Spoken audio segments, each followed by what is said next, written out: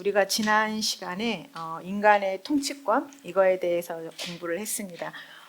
인간은 하나님께서 창조하셨을 때 원래의 목적은 바로 다스리고 정복하는 거다. 그래서 창조 세계에 대한 모든 통치권을 가지고 있다.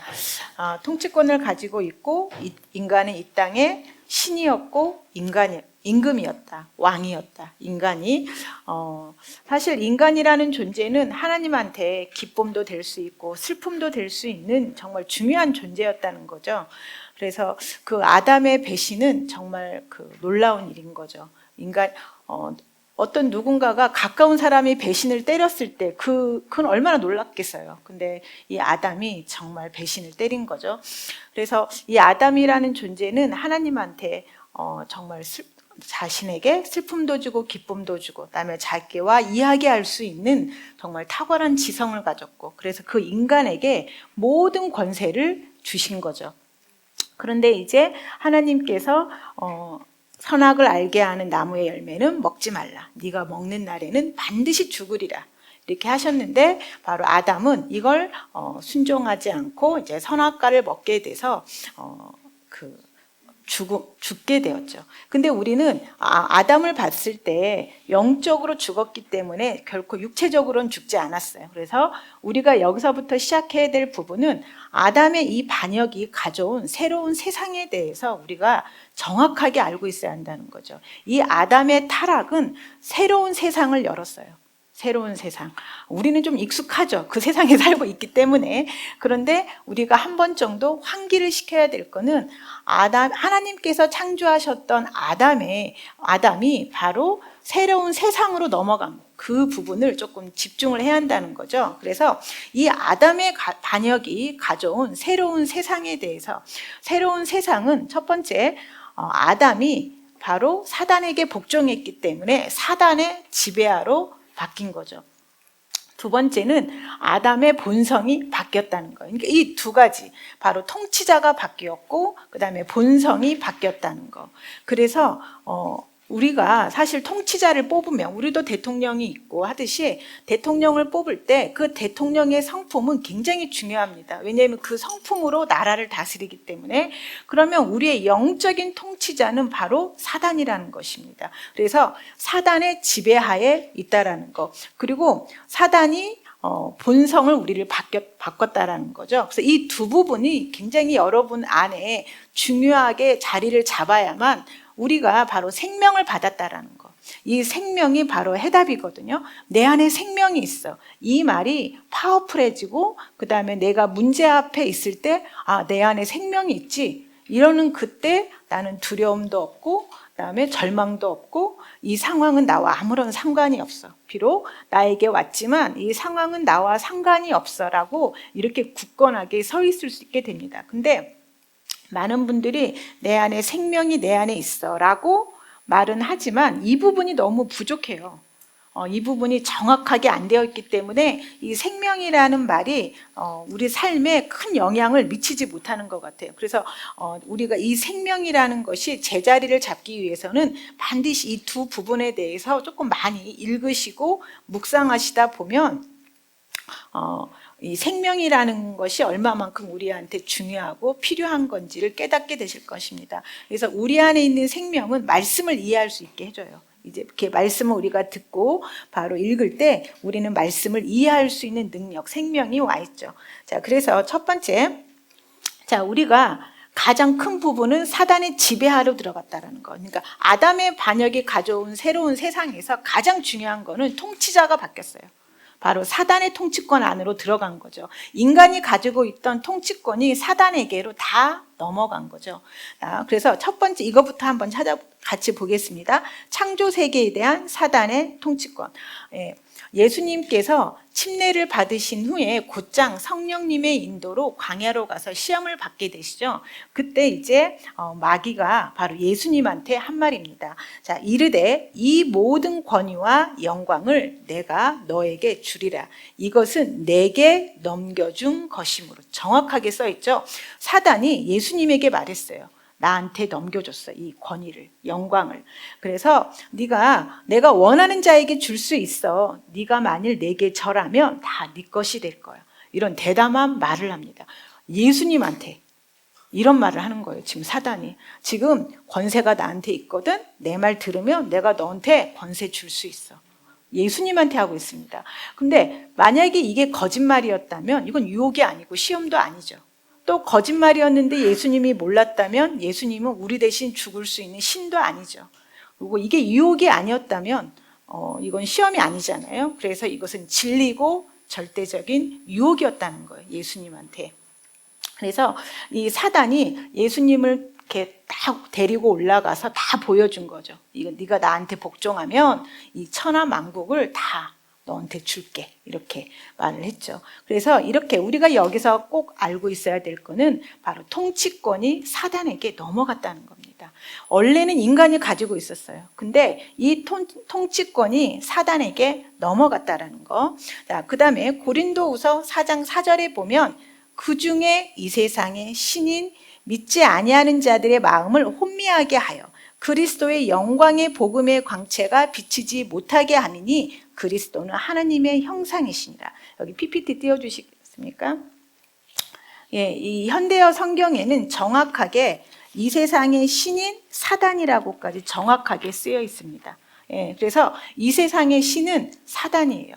근데 이 사단이 어떻게 하냐면 사람의 눈을 어둡게 한대요. 그러니까 우리의 마음을 어둡게 해서 하나님의 그리스도의 영광스러운 복음의 빛을 보지 못하게 한다라고 써 있습니다. 그러니까 사단, 이 세상의 신이 우리의 마음을 어둡게 해서 예수님이 가져오신 복음이 있어요. 내가 바로 생명을 너에게 주겠다. 이 생명은 질병으로부터 자유한 생명이야. 이 생명은 실패로부터 자유한 생명이야. 바로 그 생명을 보지 못하게 한다는 거예요. 이 세상의 신이 마음을 어둡게 해서. 그래서 바로 사단은 이 세상의 신이라는 것입니다. 우리가 이렇게 창조세계에 대한 사단의 통치권을 공부하는 건요, 이 사단이 패배했다는 걸 알려주기 위해서입니다. 그래서 이거는 이런 사단이 패배했다라는 것. 그다음에 요한복음 14장 30절 보면은 이후에는 내가 너희와 말을 많이 하지 아니하리니 이 세상의 임금이 오겠습니다. 예수님께서 제자들에게 이제 내가 거처를 만들기 위해서 갈 거야. 그런데 다시 올 거야. 이런 말을 하시는 대목이에요. 그래서 도마가 어디로 가는지도 모르는데 내가 길을 어떻게 합니까? 막 이렇게 무슨 말인지 모르는 그런 때인데 예수님께서 이렇게 말해요. 이 세상의 임금이 오겠습니다. 예수님은 이제 예수님 자신이 우리 대신 제 대속물이 되셔서 바로 가셔야 된다는 걸 알기 때문에 바로 이 세상의 임금이 올 거라는 걸 말하셨고, 하지만 그게 내게 관계할 것이 없다고 말하시는 것입니다.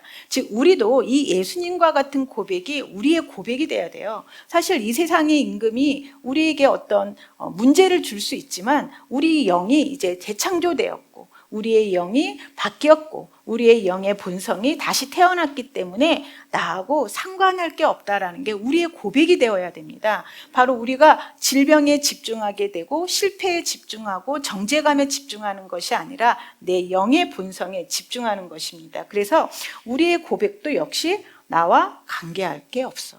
이렇게 말하는 것입니다. 자, 그다음에 히브리서 2장 14절에 보면 죽음을 통하여 죽음의 세력을 잡은 자 곧 마귀를 멸하시며, 이렇게 죽음의 세력이 마귀한테 있다라고 분명히 말하고 있습니다. 우리가 우리의 적을 알아야만 속지 않아요. 우리는 아담과 하와가 사단에게 속아서 정말 모든 걸 넘겼습니다, 지금. 근데 몰라서 넘겼어요. 하와가 속아서. 얼마나 억울해요. 진짜 그 단 한순간에 모든 걸 다 넘긴 거예요. 얼마나 정말 가슴 아픈 일이에요. 근데 정말 우리가 그래서 이 정확한 지식을 알아야만 우리가 속지 않게 됩니다. 그래서 죽음을 통하여 죽음의 세력을 잡은 자 마귀를 멸하셨다. 이렇게 분명히 써 있고, 그래서 죽음의 세력을 가진 자가 마귀라는 것도 써 있습니다. 자, 그다음에 사도행전 26장 18절에 보면 그 눈을 뜨게 하여 어둠에서 빛으로 사단의 권세에서 하나님께로 돌아오게 하고, 그래서 역시 또 사단의 권세 이렇게 말하고 있습니다. 그다음에 요한일서 5장 19절에 보면 또 아는 것은 우리는 하나님께 속하고 온 세상은 악한 자 안에 처한 것이라. 예, 온 세상이 악한 자 안에 처해 있다라고 말하고 있습니다. 우리가 이런 것들을 계속 보는 이유는 우리의 필요입니다.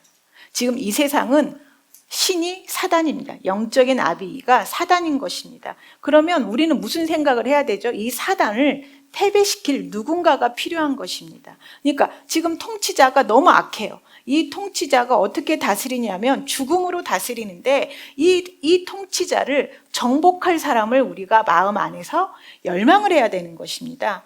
바로 우리 이 땅의 신은 사단이고 이 땅의 신이 바로 죽음의 세력을 잡고 있다라는 것. 자, 그래서 이 땅의 통치권은 사단이라는 거. 자, 그다음에 아담의 반역이 가져온 새로운 세상에서 첫 번째가 통치권이 바뀌었다는 것입니다. 왕이 바뀌었습니다. 자, 근데 두 번째는 인간의 본성의 변화인 것입니다. 자, 에덴 동산에서 인간은요, 다시 태어났습니다. 다시 태어났어요. 그러니까 사단한테 통치권을 주면서 동시에 사단의 본성인 죽음이 인간의 영 안으로 들어갔어요. 그래서 아담은 에덴 동산에서 다시 태어난 것입니다. 자, 마귀로부터 다시 태어났습니다. 즉 마귀의 자식이 된 것입니다. 그래서 인간의 영이 변화되었다는 거. 인간의 영이 새로워졌어요. 에덴 동산에서. 그래서 하나님께 반응할 수 없게 되어 있습니다. 인간은. 그래서 마귀의 본성에 참여한 자가 되었다라는 거. 그 마귀의 본성은 바로 죽음인 것입니다. 우리가 왜 그렇게 아플 수밖에 없고 왜 그렇게 실패할 수밖에 없고 왜 우리가 미워할 수밖에 없는 이유는 바로 본성 때문이라는 것입니다. 이것이 인간의 문제인 것입니다. 그러니까 우리가 아까도 말씀의 실제에서 말한 것처럼 종교는요, 계속 행위로 가게 해요. 우리의 행위로 구원받으려고 하지만 우리가 지금까지 들은 것을 이해하셨다면 결코 인간은 행위로 구원받을 수 없다는 걸 알 수 있습니다. 왜냐하면 통치권은 사단이고 본성은 사단의 본성에 참여하고 있어요. 사단의 본성인 죽음에 참여하고 있다는 것입니다. 즉 사단의 자녀입니다. 사단이 바로 영적 아비인 것입니다. 그러면 이 사람이 하나님께 다가갈 수 있는 길은 없습니다. 그러니까 절대 행위로 구원받을 수 없다라는 걸 말하고 있습니다. 그래서 인간에게 해답은 다시 태어나는 것이고 새로운 본성을 받아야 되는 것이며 인간을 위해서 누군가가 죗값을 지불하고 사단을 정복해서 우리에게 새로운 본성을 가져와야 되는 것이 인간의 해답인 것입니다. 그래서 우리가 이 부분들에 대해서 내가 묵상을 하는 이유는 인간의 필요가 이걸 보면 볼수록 더 확실하게 오는 것입니다. 맞아, 내 안에 하나님의 생명이 있지. 이 말이 능력 있게 나가려면 기본 지식이 확실하게 있어야 되는 것입니다. 그래서 인간의 본성의 변화. 자, 인간은 마귀로부터 다시 태어났습니다. 싫죠. 마귀 자식이라면 누가 듣고 싶겠습니까? 하지만 이건 듣기 싫다고 해서 안 듣는 것이 아니라 이것이 실제인 것입니다. 자, 그래서 말씀에 보면 요한복음 8장 44절에 보면 너희는 너희 아비 마귀에서 났다라고 써 있습니다. 예. 자, 너희 아비의 욕심대로, 자, 아비의 성품대로 너희도 행하고자 하느니라. 그는 처음부터 살인하는 자요 진리가 그 속에 없으므로 진리에 서지 못하고 거짓을 말할 때마다 제 것으로 말하나니 이는 그가 거짓말장이요 거짓의 아비가 되었습니다. 예, 우리 사단의 본성은 죽음인데 바로 살인한 자고 거짓말이 본성입니다. 자, 저 가장 윗부분에 보면 그러므로 한 사람으로 말미암아 죄가 세상에 들어오고 죄로 말미암아 사망이 들어왔나니. 자, 죄를 지어서 사망이 모든 사람에게 들어왔다고 써 있습니다. 그래서 이 사망이 바로 사단의 본성인 것입니다. 그래서 이 사망의 그 성품은 뭐냐면 살인하는 자래요. 그리고 거짓말한대요. 그래서 인간에서 가장 바꾸기 힘든 것 중에 하나가 이 거짓말이라고 한대요. 거의 자기의 본성처럼 말을 한다고 하더라고. 이 거짓말이 가장 바꾸기 힘들대요. 그래서 바로 인간은 본성이 변화되었다. 인간의 영이 새로워졌다. 죽음이 들어왔다. 인간 영 안으로. 지금 인간은 해답이 없어요. 지금 그다음에 에베소서 2장 3절에 보면 그때 너희는 그 가운데서 행하여 이 세상 풍조를 따르고 공중의 권세 잡은 자를 따랐으니 곧 지금 불순종의 아들들 가운데서 역사하는 영이라. 전에는 우리도 다 그 가운데서 우리의 육체의 욕심을 따라 지내며 육체와 마음에 원하는 것을 하여 다른 이들과 같이 본질상 진노의 자녀였다. 자, 인간은요, 진노의 자녀였습니다. 진노의 자녀. 자, PPT 띄워주시겠습니다. 예. 자, 아담 안에서 모든 사람이 죽었다고 써 있습니다. 자, 지금 다, 우리들은 보기에 다 살아있잖아요. 근데 그것이 아니라 죽어 있다라고 말하고, 이것은 바로 영의 본성을 말하고 있는 것입니다. 인간은 영적으로 죽었습니다. 그래서 인간의 영은 바로 죽음이라는 본성이 들어온 것입니다. 자, 그 다음 PPT 띄워주시겠습니까? 여기는 함께 같이 읽어보겠습니다.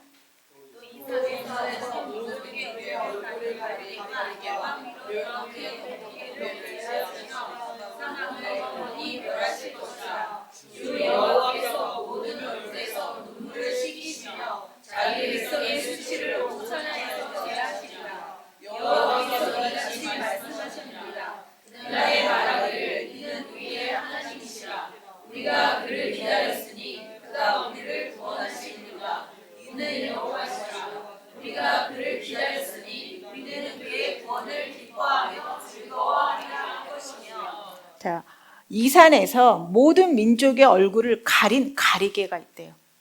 자, 모든 사람들의 얼굴을 가린 가리개. 그래서 제대로 못 보고 있다는 거예요, 우리는. 그 다음에 열방 위에 덮인 덮개를 제하시며, 덮개가 있대요.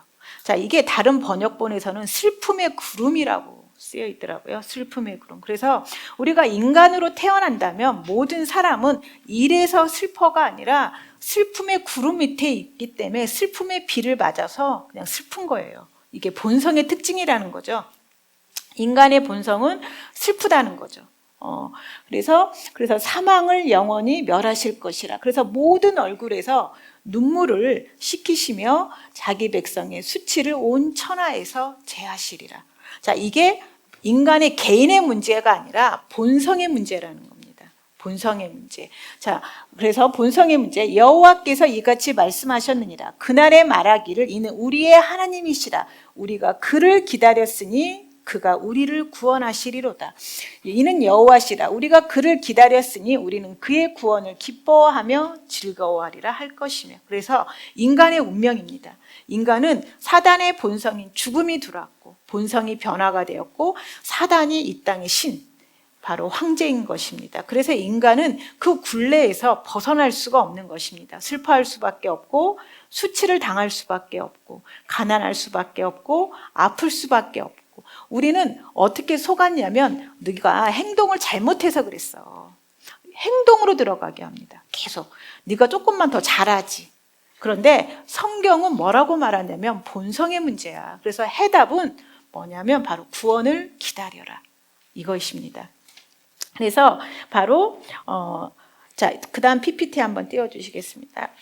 자, 그래서 에베소서 2장 1절에서 5절. 자, 인간은 영적으로 죽었습니다. 허물과 죄로 죽었던. 자, 인간의 본성은 죽음입니다. 자, 죽었다라고 말하고 있습니다. 자, 그런데 죽었을 때 2절에 보면 그때 어떻게 행했냐면 그 가운데서 행하여 이 세상 풍조를 따르고 공중에 권세 잡은 자를 따랐다고 되어 있는데 공중에 권세 잡은 자가 영이라고 되어 있습니다. 자, 여러분들 지금 자유롭게 생각하고 그 생각을 말하잖아요. 우리는 어떤 누구도 누군가의 지시에 의해서 말한다고 생각하지 않죠. 그 생각대로 말하는 게 자유라고 생각하고 내가 지금 이 생각은 내 거라고 생각하고 있지만 성경은 뭐라고 써 있냐면 공중에 권세 잡은 자의 영을 따랐다고 분명히 써 있습니다. 그러니까 우리가 하는 생각들이 우리가 자유롭게 하는 것처럼 느껴지지만 누군가의 지시에서 하는 생각이라는 것입니다. 이게 바로 공중의 권세 잡은 자의 영. 우리가 앞에서 통치권이 사단에게 있다라고 말했듯이 바로 그 권세 잡은 자가 끊임없이 말을 하는 것입니다. 너 슬프지? 너 불쌍하지? 왜 사람들이 너한테 이렇게 잘 못해줄까? 왜 쟤는 왜 저럴까? 왜 나는 이렇게 공부를 못할까? 자, 이렇게 끊임없이 어떤 보이지 않는 존재가 말을 하고 있죠. 왜 저럴까? 응? 왜 우리 남편은 왜 저럴까? 우리 와이프는 왜 저럴까? 이렇게 말을 하고 있죠. 우리 아이들이 조금만 더 잘해줬으면 좋겠는데, 뭐 이렇게 항상 우리가 이성이라고 생각은 하지만 뭔가 계속 끊임없이 떠오르잖아요. 어쩔 때 그 생각을 제어하지 못할 정도로 떠오르잖아요. 그 생각이 나를 끌고 갈 때는 정말 파도가 나를 밀고 가는 것 같은 느낌이 들 때가 있어요. 거기서 그 생각을 거절해서 올바른 생각을 한다는 것은 파도에 떠밀려 내려갈 때 트는 것과 같이 정말 어렵습니다. 왜냐하면 우리는 항상 그 생각을 따라가면서 같이 생각하는 게 습관이 되었기 때문에 그 생각을 거절한다는 건 어렵죠. 근데 그 생각이 틀렸다는 걸 안다면 우리가 거절할 힘이 생깁니다. 그래서 우리가 이렇게 공부를 하는 거거든요. 그래서 우리가 이제까지 내가 너무 자유롭게 생각했던 그 생각이 공중의 권세 잡은 자의 영 따랐고 내 삶에서 걔가 역사를 하고 있고 그 사단은 자신의 계획과 목적을 이루기 위해서 우리에게 끊임없이 생각을 주는 것입니다. 사단의 최고의 목적은 뭐냐면요, 분리예요. 바로 첫 번째, 그래서 인간을 하나님으로부터 분리시켰죠. 죽음이라는 본성을 줘서 분리시켰잖아요. 그래서 사단의 목적은 영원한 분리입니다. 그래서 우리가 내가 무언가를 생각할 때 사단의 첫 번째 특징은 미움이에요. 증오. 그래서 누군가가 미워지고 증오가 되고 이런 것은 다 분리가 되는 것입니다. 이건 사단의 본성의 첫 번째 특징입니다. 자, 그래서 바로 우리가 여기서 말하려고 하는 거는 바로 사단의 본성은 바로 죽음이고 우리가 지금 저절로 생각하는 이 많은 것들이 공중의 권세 잡은 자의 영을 따랐다. 그러니까 여러분의 생각을 의심해 봐야 하는 것입니다. 여러분의 생각이 진리가 아니라는 거예요. 자, 그 다음 넘겨주시겠습니까? 자, 그래서 전에는 우리도 다 그 가운데서 우리 육체의 욕심을 따라 지내며, 우리가 막 하고 싶은 거 많잖아요. 이거, 자, 육체의 욕심을 따라 지내며 육체와 마음에 원하는 것을 하게 하여 다른 이들과 같이 본질상 진노의 자녀였다. 이렇게 분명하게 죽었을 때의 인간의 상태에 대해서 에베소서에 써 있습니다. 그래서 인간의 해답은 뭐냐? 살아나야 됩니다. 그래서 에베소서 4절에 보면 국률이 풍성하신 하나님이 우리를 사랑하신 그 큰 사랑으로 인하여 허물로 죽은 우리를 그리스도와 함께 살리셨고 이렇게 말하는 것입니다. 그래서 인간의 해답은 살아나는 것입니다. 자, 그래서 생명을 받아야 되는 거죠. 자, 그 다음에 PPT 띄워주시겠습니까? 예, 자, 이제 우리는 사망이라는 본성이 들어왔다라는 거. 자, 사단이 통치를 하는데 어떻게 통치를 하냐면 인간 영에다가 자기의 본성, 죽음을 불어넣고 바로 다스렸습니다. 그래서 근데 그 사망이 왕노릇을 했어요. 그래서 로마서 5장 14절 보면 아담으로부터 모세까지 바로 사망, 아담의 범죄와 같은 죄를 짓지 아니하는 자들까지도 사망이 왕노릇했다. 그러니까 인간의 영 안으로 들어온 죽음이라는 본성이 왕노릇을 했대요. 인간 영 안으로 들어온 본성이 바로 죽음이 왕노릇을 했는데 우리는 이 말씀을 통해서 죽음의 지배가 잠시 멈췄다는 걸 알 수 있습니다. 모세 이후부터는 죽음의 지배가 멈췄어요. 바로 우리가 어떻게 멈춘지를 아냐면 바로 모세 이후 때는 짐승에 의한 피의 속죄 제사를 통해서 일시적으로 멈추게 됩니다. 이 죽음의 지배가. 그래서 이것은 육체적 죽음을 말하는 게 아니라 바로 영적 죽음을 말한다는 걸 말하고 있습니다. 왜냐하면 이스라엘 백성들이 광야에서 안 죽었던 게 아니잖아요. 다 죽었어요. 그랬는데 바로 죽음의 지배가 멈췄다고 말하는 것은 바로 뭘 의미하는 거냐면 영적 죽음의 지배가 잠시 멈췄다. 그래서 우리가 말하고 있는 이 사망들은 다 영적 죽음을 말하는 거다. 근데 우리가 영적 죽음하고 우리 육신하고 무슨 상관이 있냐 이런 생각을 할 거 아니에요. 저도 처음에는 그랬던 것 같아요. 근데 영적인 게 더 높습니다. 육신을. 그러니까 우리 영 안에 있는 이 죽음이 내 생각과 몸을 지배를 하는 거예요. 그래서 계속 내가 슬픈 생각이 들 때 영적으로 죽어 있을 때는 너무 당연해요. 거절할 수가 없어요. 특히 남을 욕할 때 얼마나 기쁘면서 욕을 하잖아요. 막 남을 흉볼 때. 왜냐하면 본성이 허락을 하기 때문에 그래요. 그래서 영적인 죽음을 의미한다라는 거. 자, 그 다음에 PPT를 보시면, 자, 여기서 이는 죄가 사망 안에서 왕노릇했다고. 여기 굉장히 중요한 말이 나오죠. 사람은 죄를 짓습니다. 자, 우리가 사람들이 죄 짓는 거에 대해서 이해를 못할 때가 있어. 어떻게 저런 죄를 지을까? 그런데 여기에 뭐라고 써 있냐면 사망 안에서 왕노릇한다. 자, 죄가요 왕노릇을 하는데 사망의 영역에서 왕노릇을 한대요. 그러니까 뭘 의미하냐면 이 죄라는 것은 죽음이라는 본성 안에서 죄가 쉽게 저지를 수 있는 거죠. 그래서 우리는 바로 그러면 우리는 여기까지 오면서 우리의 해답 바로 뭘까요? 자, 사단의 통치권, 그 다음에 본성이 죽음이야. 인간이 가지고 있는 모든 문제는 바로 본성 때문이다. 그러면 인간의 필요는 뭘까요? 본성이 바뀌어야 돼요. 본성이 바뀌어야 된다. 그러니까 우리의 영이 재창조가 되어야 되는 것만이 해답이다.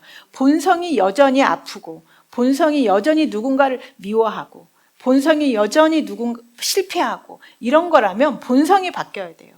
본성이 바뀌어야 된다. 그래서 바로 인간의 필요는 뭐냐면 다시 태어나야 된다. 그래서 거듭나야 된다. 하나님의 생명으로 다시 태어나야 된다는 게 인간의 필요인 것입니다. 그래서 인간은 절대 행위로 구원받을 수 없다.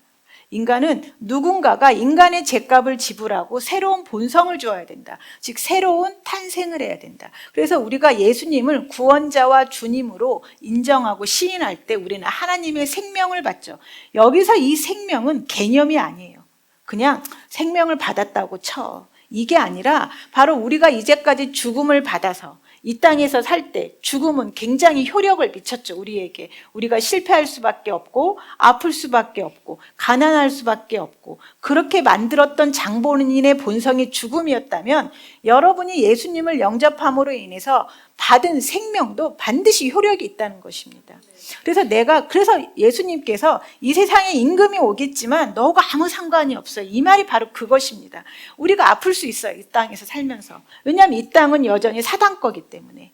내가 생명을 받아서 내 안에는 하나님의 나라가 있지만 바로 이 땅은 아직 예수님을 영접하지 않은 많은 사람들은 사단이 다스리고 있습니다. 그리고 이 땅은 여전히 사단 겁니다. 하지만 우리는 그래서 아플 수 있습니다. 그렇지만 우리 안에는 생명이 있기 때문에 이 생명이 우리의 생각을 정복하도록 기회를 줘야 됩니다. 우리 안에 있는 이 생명이 내 몸을 정복하도록 기회를 줘야 되는 거죠. 내가 아픈데, 내가 힘든데, 내가 실패 앞에 있는데, 내가 두려운데 가만히 있는 게 아닙니다. 정말 내가 생명을 받았다며 이 땅에 살고 있는 내 사람의 문제가 바로 이건 교리가 아니에요. 우리는 많은 사람들이 교리로 받아들이고 있죠. 우리 성경 읽으면 다 창세기로 가잖아요. 그리고 창세기에서 끝나잖아요. 넘어가질 못하잖아요. 이게 누구나 내가 한번 예수님을 믿어보겠다고 하는 많은 사람들은 창세기를 몇 번씩 다 읽었을 것입니다. 하지만 그냥 그렇구나. 옛날에 아담과 하와가 있었구나. 이 정도지. 이게 정말 내 삶에 어떤 영향을 미쳤는지 정말 진지하게 공부해보지 않았다는 것입니다. 바로 아담으로 인해서 모든 사람은 죽었고 모든 사람은 원하지 않지만 사단의 통치권 하에로 들어갔다는 것입니다. 그래서 바로 인간의 해답은 누군가가 인간의 죄값을 지불하고 인간에게 새로운 본성을 주어야 되는 게 인간의 해답입니다. 그래서 내가 오늘 이 교회를 나갈 때 내가 정말 생명을 받았다라는 것. 이 생명이 바로 내 안에 있기 때문에 내가 정죄받을 수 없다라는 거. 내가 실패할 수 없다라는 거, 내가 아플 수 없다라는 거, 바로 그것을 알고 나가야 되는 것입니다. 이것이 그냥 한 번 듣고 사실 여기 있는 설교들은 한 번 들어가지고 아는 게 아닙니다. 이건요 계속 이 말씀들을 묵상을 해야만 이 새로운 세상으로 들어갈 수가 있어요. 우리가 받은 새로운 세상. 그래서 내가 바로 하나님의 생명이 있다라는 것을 이것을 누군가에게 가르칠 수 있을 정도까지 이 말씀들을 좀 보시면 정말 이 말씀을 보고 하다 보면 어느 날 정말 내 안에 생명이 너무 파워풀하다는 걸 알게 됩니다. 여기가 기초가 안 되어 있으면요 새로운 피조물의 그 말씀의 실제를 이해하지 못합니다. 왜냐하면 말씀의 실제는 종교로 들어가는 게 아니라 삶으로 들어가죠. 그러니까 종교는 네가 이렇게 하면 복 받을 거야. 네가 교회를 이렇게 가르치지만 지금 삶은 그게 아니라 너 안에 생명이 있니? 그럼 너 아플 필요 없어. 너 안에 생명이 있니? 그러면 너 정죄받을 필요 없어. 너 안에 생명이 있니? 두려워할 필요 없어. 이게 해답인 것을 결론이 나야 됩니다. 그럴 때 말씀의 실제 하나하나를 읽을 때마다 여러분들한테 힘이 되고 격려가 되는데, 이게 너무나 육신의 생각에서보다는 너무 갭이 있죠. 지금 내가 아픈데 아플 수 없다고 말하면 얼마나 울리는 꽹가리 같아요. 지금 내가 자식 때문에 힘들어 죽겠는데 우리는 승리자입니다 하면 얼마나 힘들겠습니까? 그리고 내가 부부싸움을 했는데 나는 이긴 자야 하면 대체 뭘 이겼는지 모르잖아요. 이게 내 마음을 이겼고. 근데 이게 지금 따로 놀게 되거든요. 그러니까 바로 이게 내 삶의 실제가 되게 하려면 기초를 정말 잘 쌓아야 됩니다. 그렇다 보면 바로 근심하지 말라. 하나님, 예수님께서 너희들 근심하지 마. 나를 믿으라. 이렇게 말했던 그 말씀이 여러분들을 지탱하게 하는 거고, 그렇게 되는 힘이 나는 것입니다. 그래서 우리 자 여기 보면 같이 거기 한번 주보 읽어보겠습니다. 요한일서 3장 10절. 이러므로 하나님의 자녀들과 마귀의 자녀들이 드러나느니. 자, 우리는 이걸 어떻게 읽었냐면 행동으로 들어갔어요. 내가 오늘 착한 일을 하면 하나님의 자녀가 됐다가, 내가 오늘 나쁜 일을 하면 오늘은 마귀의 자녀가 됐다가, 이렇게 정체성이 항상 모호했어요. 이건 아니에요. 왜냐하면 탄생으로 이루어진다. 여러분들이 아무리 나쁜 짓을 해도 내가 생명을 받았다면 하나님의 자녀인 것입니다. 이 정체성에는 변화가 없어요. 그래서 하나님의 자녀들과 마귀의 자녀들이 드러난다. 근데 드러난대요. 유전자는 속일 수 없어요. 유전자는. 유전자들은 속일 수 없기 때문에 여러분들이 그냥 말씀을 계속 이해가 안 가도 계속 먹고 하다 보면 말씀에는 생명의 유전자들이 있기 때문에 여러분이 생명이 나타나게 돼 있어요. 그래서 내가 오늘 기쁜 일이 없는데도 기뻐요. 왜냐하면 본성이 기쁨이기 때문에. 그리고 내 본성이 바로 사랑이기 때문에 누군가를 쉽게 용서할 수 있어요. 우리가 많은 사람들이 성경에 용서해라 이런 말이 쓰여 있기 때문에 용서가 쉽다라고 생각을 해요. 그러니까 내 의지로 용서를 하려고 해요. 의지로. 근데 항상 해보지만 이 용서는 실패하죠. 항상. 왜냐하면 계속 미워할 수밖에 없는 이유를 계속 들어오잖아요. 생각이. 그런데 이 미움을 왜 용서하라고 하셨냐면 여러분 안에 있는 생명이 그 용서를 이겼기 때문에 그렇습니다. 즉 내 안에 있는 생명이 바로 내 생각을 정복하고 내 몸을 정복하게 시간을 준다면 우리는 어떤 사람을 쉽게 용서할 수 있어요. 그래서 성경에서 뭐라고 되어 있냐면 내가 너에게 준 것은 두려워하는 영이 아니라 능력과 사랑과 건전한 생각의 영이라고 그랬습니다. 사랑은 영이에요. 행동이 아니에요. 이게 많은 사람들이 용서하고 사랑하라고 하면 행동으로 들어가요. 막 잘해주려고 하지만 그게 아니라 사랑은 영이에요. 그래서 여러분들이 말씀을 묵상하다 보면 사랑이 흘러나오게 돼 있어요. 왜냐하면 모든 말씀은 사랑이기 때문에. 왜? 예수님이 나 대신 죽고 부활하셨기 때문에 누군가를 대신 죽는 건 그것처럼 큰 사랑이 없잖아요. 그래서 모든 말씀은 사랑이에요. 그래서 말씀을 묵상하게 되면 내 영이 사랑으로 충만해져서 그 사랑이 내가 미워할 수밖에 없던 그 생각을 정복하게 되고 바로 그 몸을 정복하게 돼서 사랑의 행동이 나오게 되는 것입니다. 그러니까 여러분의 의지로 사랑하려고 애쓰지 말라는 거예요. 고군분투하지 말라는 거예요. 내가 누군가가 미워지면 그냥 말씀으로 가면 됩니다. 그냥 말씀을 묵상하세요. 그러면 내가 누군가를 사랑하는 것이 정말 기꺼이 됩니다. 그리고 그 생각들이 안 나요. 사실 가장 힘들게 하는 건 그 사람을 미워할 수밖에 없는 생각이고 용서할 수 없는 생각이잖아요. 근데 그 생각이 안 나요. 신기한 건. 그리고 그 사람의 좋은 점만 보여요. 근데 좋은 점이 보인다는 것보다는 내가 사랑이 넘쳐 흐르면 똑같은 행동인데 예뻐 보여요. 옛날에는 그 행동을 보면 미웠는데 그 사랑의 성품이 흘러버리면 그 똑같은 행동인데도 예뻐 보이고 그 행동을 통해서 희망이 보여요. 옛날에는 그 행동을 보면 절망이 느껴질 때가 있는데 이 사랑이 영이기 때문에 그래요. 그래서 자, 같이 한번 읽어보겠습니다. 죄를 지은 인간은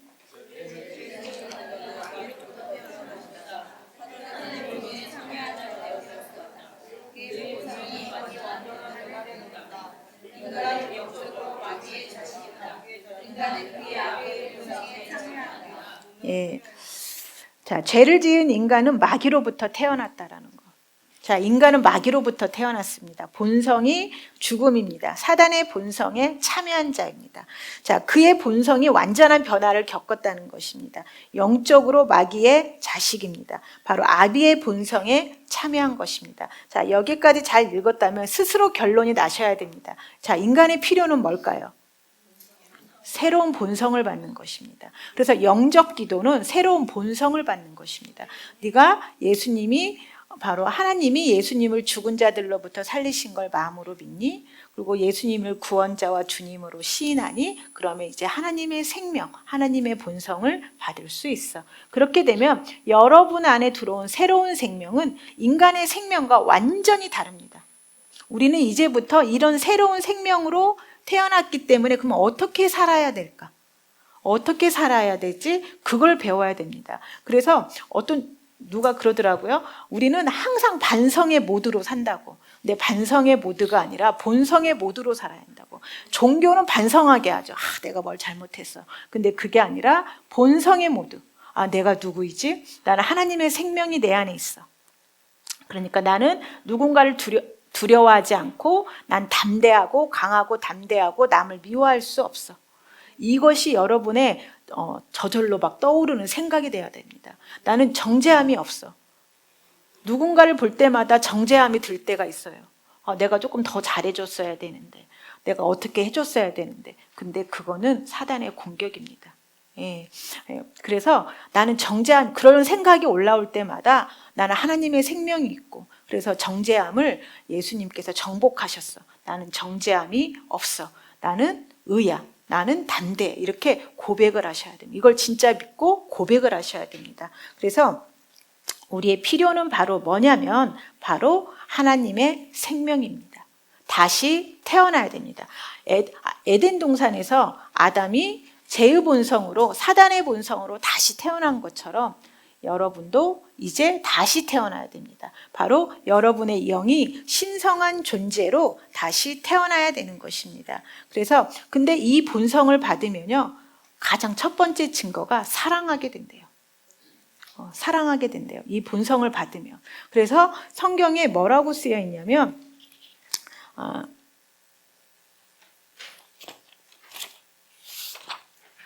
자, 우리는 형제를 사랑함으로 사망에서 옮겨 생명으로 들어간 줄 알거니와 사랑하지 아니하는 자는 사망에 머물러 있느니라.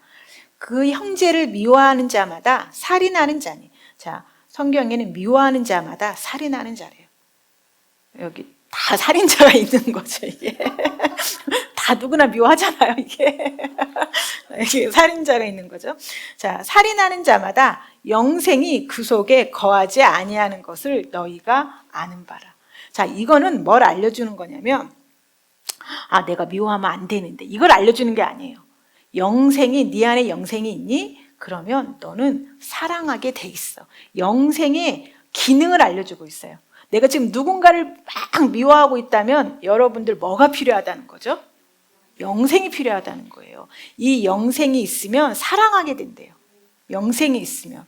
그래서 이건 뭘 알려주냐면 영생의 기능. 생명은 사랑하게 하는구나. 이걸 알려주는 건데 많은 사람들이 이걸 정죄만 해요. 나 미워하고 있는데 살인하는 자야? 나는 하나님으로부터 버림받았어. 나 어떻게 하면 돼? 그리고 하루 막 울죠. 용서할 수 있는 힘을 달라고. 근데 이미 주셨어요. 영생을 주셨기 때문에. 그래서 우리가 해야 될 거는 내 본성대로 사는 거예요, 그냥. 근데 이 미움이 막 들어왔어. 정말 힘들죠. 내가 남을 미워하는 것만큼 힘든 거 없는 것 같아요. 그거는 전투예요. 전투. 영적인 전투. 이 전투를 이기셔야 돼요. 이 미워하는 영에 따라가는 게 아니라 계속 내 안에 생명이 있어. 내 안에 생명이 있어. 그리고 이 말씀을 묵상하는 거예요. 영생이 있으면 사랑하게 한대. 그래서 그 미워하게 하는 그 사람을 계속 떠올리지 마시고 그냥 말씀을 계속 읽으세요. 그러면 정말 기적을 봐요. 갑자기 그 사람을 보는데 희망이 보여요. 진짜. 그러면 여러분들이 놀라는 게 뭐냐면 정말 말씀이 된다. 내가 이 사람을 육신으로 용서할 수 없었는데 정말 용서를 한 거예요. 이게. 그리고 절망이 왔는데 이 생명을 계속 묵상하세요. 절망을 묵상하지 마시고. 막 절망이 주는 걸 막 묵상을 하잖아요. 우리가 이게 습관이거든요. 이게 지금 육신에 프로그램된 거예요. 인간이 재창조되지 않으면 이렇게 프로그램돼 있어요. 항상 상황을 묵상하도록 프로그램돼 있는 게 인간이에요. 그래서 우리가 새로운 삶을 배워야 돼요. 우리의 새로운 삶은 내 생각을 묵상하는 게 아니라 내 영을 묵상해야 돼요. 내 영. 그래서 내가 누군가가 지금 밉다. 그러면 여러분은 뭐죠? 도전할 기회고 성장할 기회다. 우리가 이 땅에서 살 때 미워하면 나를 막 정죄하는 게 아니에요. 그건 사단이 주는 올무예요. 나는 새로운 시험 문제를 만났다. 그래서 말씀을 계속 묵상하다 보면 진짜 여러분은 그 사람을 보면서 긍휼감이 느껴질 거예요. 그리고 더 중요한 건 미움이라는 느낌의 감옥에서 나오게 돼요. 미움이라는 느낌의 감옥. 우리 인간은 항상 느낌이라는 감옥에 살고 있거든요. 저 사람이 너무 좋은 것 같아. 저 사람은 너무 막 이상해. 뭐 이런 느낌의 감옥에 살았는데 바로 우리를 느낌의 감옥에서 나오게 하신 분이 바로 예수님이세요. 바로 생명을 통해서. 그래서 여러분들이 상황을 보지 마시고 지금 내가 해야 될 일은 생명을 묵상하는 거다. 왜? 그러면 생명은 여러분의 모든 해답이에요. 모든 해답. 생명을 묵상할 때마다 여러분이 날듯이 기뻐야 돼요. 자, 안 기쁜 이유는 뭐죠? 몰라서다. 자, 뭘 몰라서다? 지금 금방 한 것을 몰라서 그래요. 지금 이 두 부분, 인간의 문제에 대한 정확한 것을 그냥 몇 번 들어서 안 것 같은데 내 삶에 쓰지 못한다면 모르는 거예요. 그것을 사실 말씀을 많이 들었다고 해서 아는 게 아니에요. 우리가 말씀을 안다는 정확한 기준은 내가 그 말씀을 내 삶에 쓸 수 있냐예요. 그게 기준이에요. 안다는 기준. 그래서 내가 이 말씀을 1000번을 읽었어도 이 말씀을 내 삶에 쓸 수 없다면 모르는 거예요. 그래서 바로 이 말씀들을 계속 묵상하면서 내 안에 생명이 있다라는 거. 예수님이 생명을 가져오셨다는 거. 도둑은 멸망시키려고 왔지만, 도둑은 죽이고 멸망시키려고 왔지만 예수님은 생명을 주기에 오셨다라는 거. 그래서 내 안에 생명이 있다라는 거. 그래서 나는 모든 문제에 대한 해답이 내 안에 있다라는 거. 그래서 내 안에 있는 생명이 나를 기쁘게 해야 한다는 거죠. 그래서 내 안에 있는 생명이 나를 끌고 가야 되죠. 내 안에 있는 생명이 내 가정과 내 삶과 통치하게 허락하게 해줘야 한다는 거죠. 그래서 생명. 자, 우리의 필요는 바로 뭐다? 생명이에요. 그래서 생명을 묵상할 때 우리가 새로운 피조물 고백집 많이 묵상하죠. 묵상할 때 고백을 많이 해서 이루어지는 게 아니라 내가 생명이 내 안에 있고 내가 신성한 존재가 되었기 때문에 내가 아플 수 없고 지배하는 존재가 되었다는 선언이에요. 내가 질병 앞에서 선언하는 거고 내 가난 앞에서 선언하는 거고 내 재정의 부유함 앞에서 선언하는 거예요. 그래서 내 안에 생명이 있다라는 거. 예, 그래서 자, 그래서 우리의 필요는 반드시 생명이다. 자, 다시 태어나야 된다. 그리고 이 첫 번째 증거는 나를 사랑하게 한다라는 거. 자, 그다음에 영적인 죽음과 영적인 생명의 대조. 그래서 이제 바로 성경은 이 생명과 죽음을 계속 대조하고 있어요. 생명을 가진 사람과 죽음을 가진 사람. 이건 존재의 의미예요. 그래서 에베소서 2장 1절 보면 허물과 죄로 죽은 사람이 있고 근데 너희를 살리셨도다. 이건 존재가 바뀌었다는 거예요. 자, 죽은 사람, 산 사람. 그다음에 골로새서 2장 13절 또 범죄와 육체의 무할례로 죽었던 자, 죽은 사람. 그다음에 너희를 하나님이 그와 함께 살리시고 살은 사람. 존재가 바뀐 거예요. 이건 영적으로 죽은 사람과 영적으로 산 사람. 그래서 새로운 피조물, 옛사람. 그래서 존재예요. 자, 죽었던이라는 말이 나오면 항상 존재로 들어가셔야 돼요. 자, 그래서 로마서 5장 17절에 한 사람의 범죄로 말미암아 사망이 그 한 사람을 통하여 왕노릇했다. 정확하게 사망이 왕노릇했다고 써 있는데 더욱 은혜와 의를 넘치게 받은 사람은 한 분 예수 그리스도를 통하여 생명 안에서 왕노릇하리로다. 예, 우리는 새로운 피조물입니다. 넘치는 은혜와 의를 받았습니다. 그래서 이제 우리는 다스릴 수 있어요.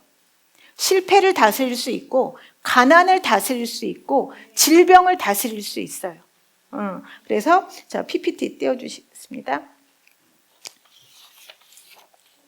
예, 자, 그래서 자, 내 말을 듣고 또 나 보내신 이를 믿는 자는 영생을 얻었다. 예, 우리 영생이 우리 안에 있죠. 우리 새로운 존재가 되었습니다. 이 생명이 기능하도록 해줘야 됩니다. 자, 심판에 이르지 아니한대요. 우리 심판이 없대요. 그다음에 사망에서 생명으로 옮겨졌대요. 예, 여호와는 나의 목자이시니 우리를 시냇가로 누이신 것처럼 이렇게 우리가 있는 곳은 가장 안전한 곳입니다. 자, 진실로 진실로 너희에게 이르노니 죽은 자들이 하나님의 아들의 음성을 들을 때가 오나니 곧 이때라. 듣는 자는 살아나니라. 여러분은 산자입니다. 이제 더 이상 죽은 자가 아닙니다. 우리가 잠수함 안에 있어요. 물속에 있어요. 근데 우리가 안전한 잠수함 안에 있습니다. 안전하죠. 근데 우리가 지금 어떻게 살고 있냐면 잠수함 안에 있다는 걸 잊어버리고 지금 막 물고기가 막 오니까 물고기가 온다고 막 울고 있어요. 상어가 온다고.